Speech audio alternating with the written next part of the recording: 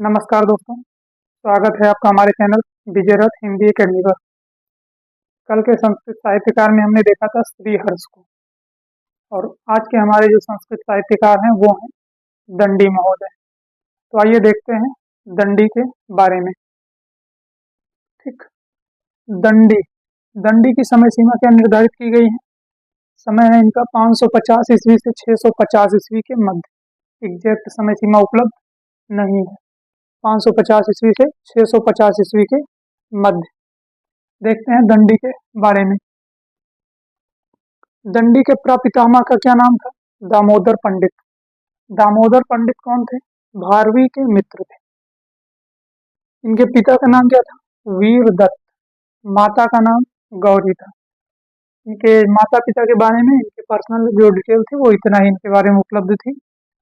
Note: Avanti सुंदरी कथा में दंडी ने स्वयं को भारवी का प्रपौत्र बताया है।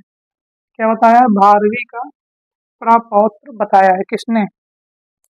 दंडी ने स्वयं क्या बताया? अवंती सुंदरी कथा में। किसने? अवंती सुंदरी कथा में खुद को भारवी का प्रपौत्र बताया, जबकि भारवी कौन थे? इनके जो प्रपितामह थे उनके मित्र थे। बढ़ते हैं आगे, देखते हैं दंडी के बारे में। वैदर्भी रीत के लेखक हैं। दंडी कौन है? वैदर्भी रीत के लेखक हैं। परिष्कृत गद्य शैली के जन्मदाता हैं। उपाधि क्या थी इनकी? पद लालित्य की है। जैसा कि पीछे भी जब हम मार्क के बारे में पढ़ रहे थे वहां हमने देखा था कि उपमा कालिदास भारवे अर्थ गौरवम और ये दंडिना पद लालित्यम माघे संत त्रयोगुणा। उपमा के लिए कौन था? कालिदास। अर्थ गौरव के लिए कौन था? भारवी थे। पद लालित्य के लिए कौन है? दंडी है। ये श्लोक हम पीछे लिखवा चुके हैं आपको। और माघ महोदय में ये तीनों गुण है, पद लालित्य का भी है, अर्थ गौरव का भी है और उपमा का भी है। तो उपाधि इनकी क्या है? पद लालित्य की है। रीति संप्रदाय के उद्भावक आचार्य हैं। रीति संप्रदाय के उद्भावक कौन है? दंडी। अच्छा, रीति संप्रदाय के उद्भावक तो ये हैं, बट अगर पूछ ले रीति संप्रदाय के प्रवर्तक कौन है, तब आप वामन को टिक करेंगे। इसीलिए हम यहाँ पे आपको दे दिए। रीति संप्रदाय का प्रवर्तक किसे माना जाता है? वामन को। रीति संप्रदाय का उद्भावक किसे माना जाता है? दंडी को। दंडी अलंकारवादी आचार्य हैं। सभी अलंकारों का मूल किसे माना है इन्होंने? अतिशयोक्ति को माना है। रीति के लिए किस शब्द का प्रयोग करते हैं ये? मार्ग एवं शैली शब्द का प्रयोग करते हैं। नाटक को मिश्र काव्य कहते हैं। कौन? दंडी। अच्छा, इन्होंने काव्य गुण की संख्या कितनी मानी है? 10। और काव्य दोष की संख्या कितनी मानी है? 20। तो ये था इनके बारे में जो जानकारी थी, एक बार रिपीट कर देते हैं। प्रपितामह दामोदर पंडित भारवी के मित्र हैं। पिता इनके वीरदत्त हैं। माता इनकी गौरी हैं। भारवी का प्रपौत्र स्वयं बताया इन्होंने आत्म सुंदरी का अवंती सुंदरी कथा में। वैदर्भी रीत के लेखक हैं। परिष्कृत गद्य शैली के जन्मदाता हैं। पद लालित्य इनकी उपाधि है। रीति संप्रदाय के उद्भावक आचार्य हैं। अगर प्रवर्तक पूछ ले तब आप वामन को टिक करेंगे। अलंकारवादी आचार्य हैं। अतिशयोक्ति को सभी अलंकारों का मूल माना है इन्होंने। मार्ग एवं शैली शब्द का प्रयोग करते हैं रीत के लिए। रीत को आप सिंगल इन्वर्टेड कामा में कर लेंगे। नाटक को इन्होंने मिश्र काव्य कहा है। काव्य गुणों की संख्या 10 मानी है और काव्य दोष की संख्या भी इन्होंने कितनी मानी है? 10 मानी है। ठीक, देखते हैं इनकी रचनाओं के बारे में।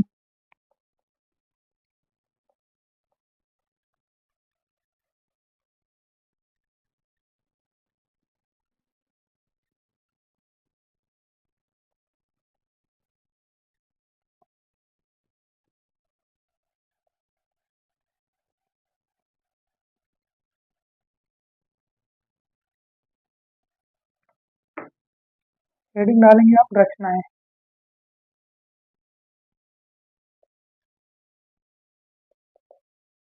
रचनाओं के आगे आप ब्रैकेट में लिख लेंगे आज ट्रिक, है ना, जिस चीज की हम थंबनेल में आपसे चर्चा करते हैं। ट्रिक देना आपके लिए बहुत जरूरी है। लिखेंगे ट्रिक: दंडी के 10 काव्य। दंडी के 10 काव्य। दंडी के 10 काव्य कला के साथ, कामा लगाएंगे, उसके बाद लिखेंगे आप कला के साथ 2 छंद में आवत है। दो छंद में आवत हैं। तो ये रही आपकी ट्रिक। अगर ये याद है तो आपको ये भी पता चल जाएगा किसकी रचनाएं हैं, क्योंकि दंडी शब्द आपको स्टार्टिंग में मिल गया। किसके? दंडी के कितने? 10 काव्य। कला के साथ कितने छंद में? 2 छंद में आवत हैं। देखते हैं कौन कौन सी है। 10 से इनका सबसे पहली जो रचना है वो कौन सी है? 10 कुमार चरित। क्या है? 10 कुमार चरित। काव्य से इनकी कौन सी रचना है? काव्यादर्श।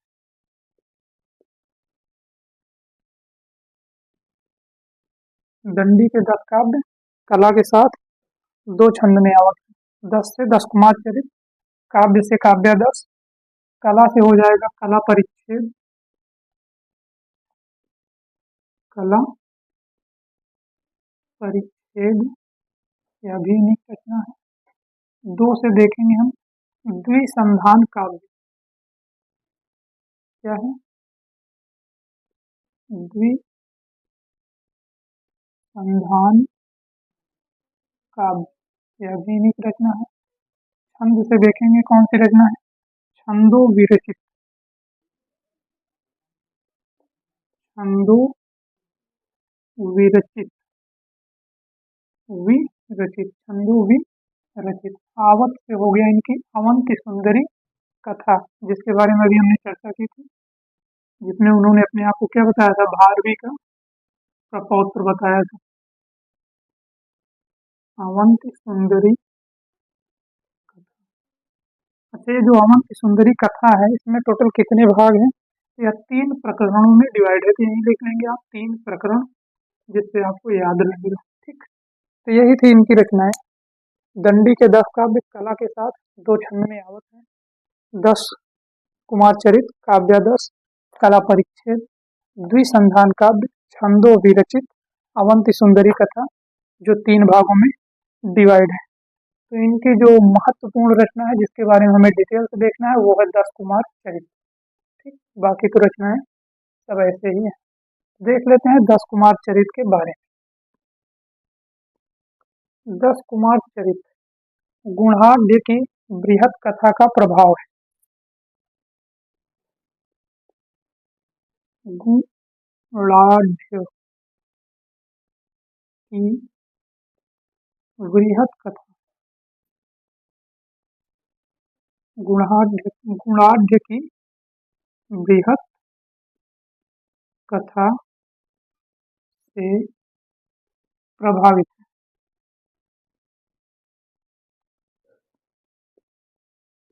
गुणाढ़ की बृहत कथा से प्रभावित है, या गुणाढ़ की बृहत कथा का प्रभाव इस पे है।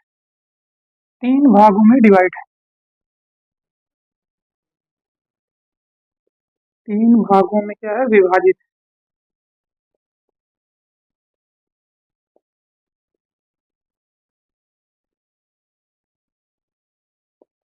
ये जो 10 कुमार चरित है कितने भागों में विभाजित है? 3 भागों में। कौन कौन से 3 भाग? ये हम देख लेंगे यहीं पे।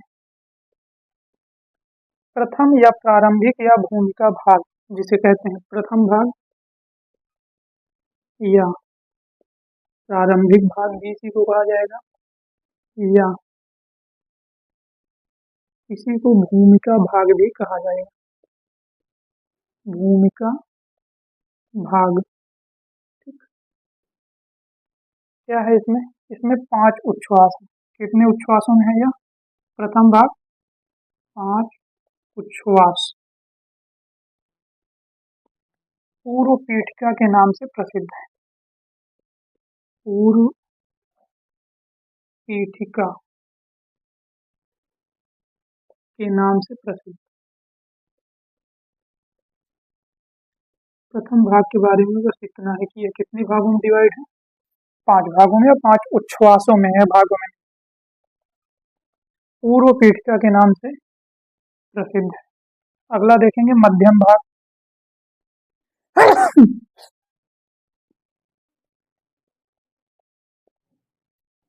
मध्यम भाग, या कितने भागों में डिवाइड है? 8 उच्छ्वासों में। कितने उच्छ्वास हैं इसमें? 8 उच्छ्वास हैं। 10 कुमार चरित के नाम से प्रसिद्ध है। जो आप नाम देख रहे हैं ऊपर, वो इसी के आधार पे, मध्यम भाग के आधार पे 10 कुमार चरित के नाम से प्रसिद्ध है। ठीक। अंतिम भाग देखेंगे हम, तृतीय भाग या अंतिम या परिशिष्ट भाग। अंतिम या परिशिष्ट भाग क्या है इसमें? कितने उच्छ्वास हैं? यहाँ 5 उच्छ्वास इसमें भी हैं। किस नाम से प्रसिद्ध है? उत्तर पीठिका। उत्तर पीठिका, उत्तर मतलब बाद, उत्तर पीठिका नाम से प्रसिद्ध है। नाम से प्रसिद्ध है। ठीक। तो ये था इनकी 3 भागों में जो विभाजित है। रचनाएं क्या थी ये हम देख चुके। 10 कुमार चरित के बारे में देखेंगे। गुणाढ़ की बृहद कथा से प्रभावित है। क्यों? 10 कुमार चरित कितने भागों में विभाजित? 3 भागों में। पहले भाग में 5 उच्छ्वास पूर्व पीठिका नाम से, लास्ट भाग में 5 उच्छ्वास सेम है उत्तर पीठिका नाम से। ध्यान दे रहे हैं आप? पूर्व पीठिका यानी पहले का भाग, उत्तर पीठिका यानी बाद का भाग, बीच में कौन बचा? मध्यम भाग। कितने उच्छ्वास हैं इसमें? 8 उच्छ्वास हैं। ये जो 10 कुमार चरित के नाम से जाना जाता है, किसे? मध्यम भाग को। ठीक। देखेंगे कुछ नोट।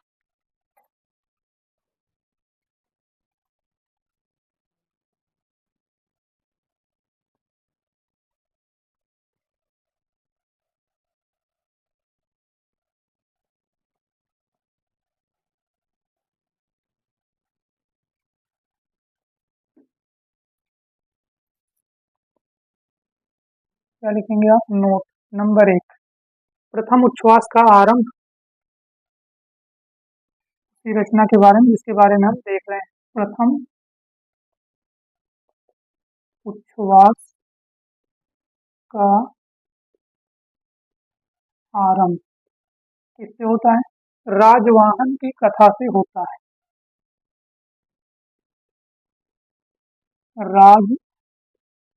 राजवाहन की कथा से होता है। ठीक। प्रथम उच्छ्वास का जो आरंभ है वो किससे होता है? राजवाहन की कथा से इसका आरंभ होता है। दूसरे उच्छ्वास में अपहार वर्मा की कथा आती है। नंबर 2, दूसरे उच्छ्वास में किसकी कथा है इसमें? अपहार वर्मा। अपहार वर्मा की कथा आती है। नंबर 3, तृतीय पृष्ठ से छठे उच्छ्वास तक, पृष्ठ नहीं है, तीसरे से छठे उच्छ्वास तक, तीसरे से छठे, छठे मतलब 6 है ना, तीसरे से छठे उच्छ्वास तक क्या है? 3 से 6 तक क्रमशः, क्रमशः मतलब क्रमानुसार। उपहार वर्मा, अर्थपाल, प्रमति, उपहार वर्मा, अर्थपाल, प्रमति तथा मित्रगुप्त की कथा है। तथा किसकी कथा है? मित्रगुप्त की कथा है।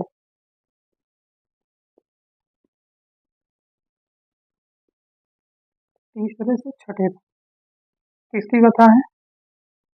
क्रमशः उपहार वर्मा, अर्थपाल प्रमति और मित्रगुप्त की कथा है। प्रमति अलग है, काम लगा देंगे आप।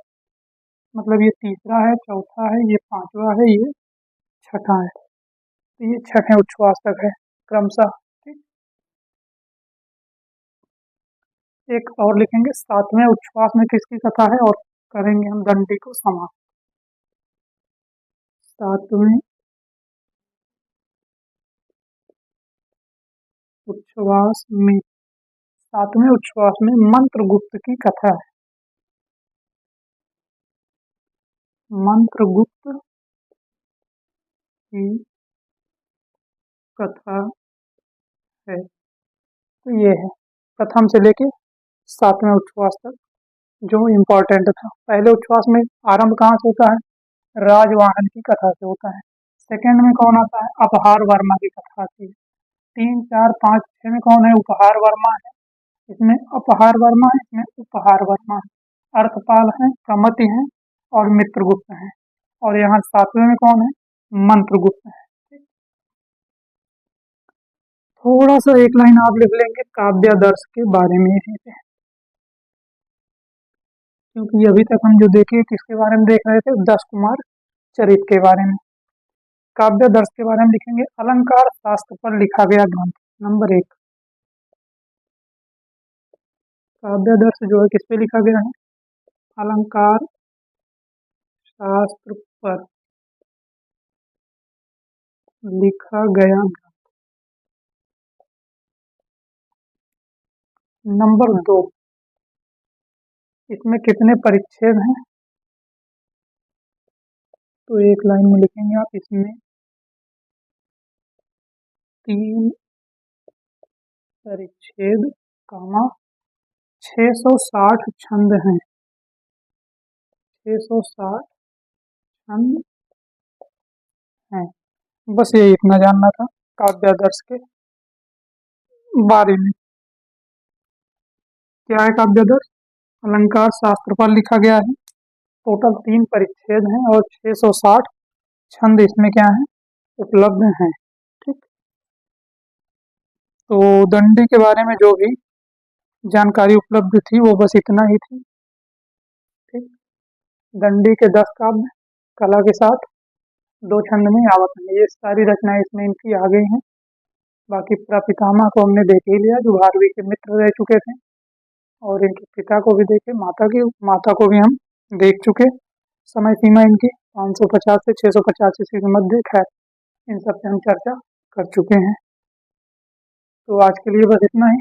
कल की क्लास में हम आपसे मिलेंगे विशाख दत्त के साथ। विशाख दत्त और हम लेके आएंगे आपके लिए बाणभट्ट के बारे में। तो 4 रचनाकार और बच रहे हैं संस्कृत के, बाणभट्ट और विशाख दत्त को हम देख लेंगे कल, और अगली क्लास में देखेंगे शूद्रक और जयदेव को। इसी के साथ करेंगे संस्कृत साहित्यकार को समाप्त। तो ठीक है, मिलते हैं आपसे कल। धन्यवाद।